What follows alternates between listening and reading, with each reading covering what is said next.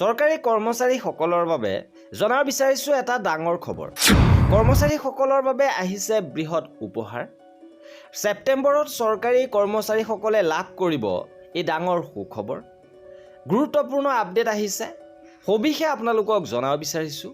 ভিডিঅ'টো প্ৰথমৰ পৰা শেষলৈকে চাই থাকিব। অষ্টম বেতন আয়োগ গঠন হোৱাৰ প্ৰায় 8 মাহ ইতিমধ্যে অতিক্ৰম হৈছে। আয়োগৰ হাতত এতিয়া নিজৰ পৰামৰ্শ দাখিল কৰাৰ বাবে আৰু 10 মাহ সময় বাকী আছে। আয়োগে কেন্দ্ৰীয় কৰ্মচাৰীসকলৰ দৰমহা, পেঞ্চন আৰু ভাত্তাত পৰিৱৰ্তনৰ প্ৰস্তাৱ দাখিল কৰিব। ইয়াৰ লাভ 55 লাখ কেন্দ্ৰীয় কৰ্মচাৰী লগতে 69 লাখ পেঞ্চনভোগীয়ে লাভ কৰিব। ইপিনে এই বছৰৰ ছেপ্টেম্বৰতে চৰকাৰে ডিএ বৃদ্ধি পুনৰ ঘোষণা কৰিব। 60% ইতিমধ্যে ডিএ বৃদ্ধি পাইছে আৰু এই বছৰ জানুৱাৰীত চৰকাৰে 2% ডিএ বৃদ্ধি ঘোষণা কৰিছিল। ইয়াৰ ফলত কৰ্মচাৰীসকলৰ ডিএ বৃদ্ধি পাই 60% হৈছে। অল ইণ্ডিয়া NPS এমপ্লয়িজ ফেডাৰেশ্যনৰ সভাপতি মনজিত সিং পাটেলে কয় যে সাধাৰণতে ডিএৰ ঘোষণা ছেপ্টেম্বৰত কৰা হয়, যদিও কেতিয়াবা ইয়াৰ ঘোষণা অক্টোবৰতো কৰা হৈছে। 2-3 মাহৰ তথ্যৰ ভিত্তিত এই ডিএ নিৰ্ধাৰণ কৰা হ'ব। যে তেওঁ কয় যে ডিএ ঘোষণা হোৱাৰ পলম হোৱাৰ অন্যতম কাৰণ হৈছে ইয়াৰ গণনা প্ৰক্ৰিয়া। ইয়াৰ বাবে চৰকাৰক কমেও 2 মাহৰ তথ্যৰ প্ৰয়োজন হয়। কেৱল জুলাই মাহৰ তথ্যৰ ভিত্তিত জুলাইৰ পৰা ডিচেম্বৰলৈ ডিএ ঘোষণা কৰিব নোৱাৰি। সেয়েহে চৰকাৰে 2 বা 3 মাহৰ তথ্যৰ ওপৰত ভিত্তি কৰি ডিএ বৃদ্ধি ঘোষণা কৰে। এই ক্ষেত্ৰত উল্লেখযোগ্য যে এপ্ৰিলৰ AICPI-IW 0.8 পইণ্ট বৃদ্ধি হৈ 149.9 পইণ্টত থিয় দিছে।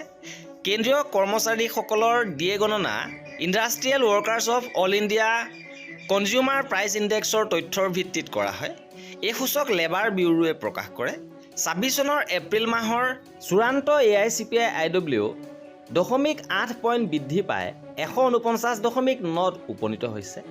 26 চনৰ জুলাই মাহৰ ডিএৰ হাৰ ব্যুৰোৰ দ্বাৰা প্ৰকাশিত মে' আৰু জুন মাহৰ AICPI তথ্যৰ ওপৰত নিৰ্ভৰ কৰি কৰা হ'ব।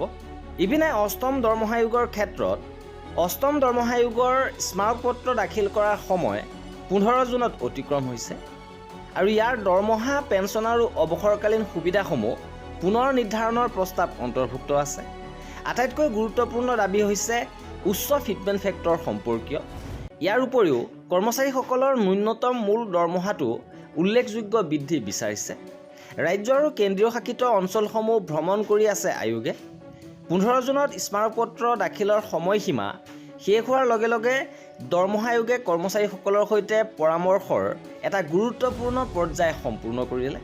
এতিয়া আয়োগে কৰ্মচাৰী, পেঞ্চনভোগী আৰু ন্যায়িক বিষয়া আৰু আন সংশ্লিষ্ট পক্ষৰ পৰা লাভ কৰা এই পৰামৰ্শসমূহ গভীৰভাৱে অধ্যয়ন কৰিব আৰু এই সকলোবোৰ দিশ চালি জাৰি চাই চূড়ান্ত প্ৰতিবেদন দাখিল কৰা হ'ব, যাৰ বাবে সময় আছে হাতত বৰ্তমান 10 মাহ।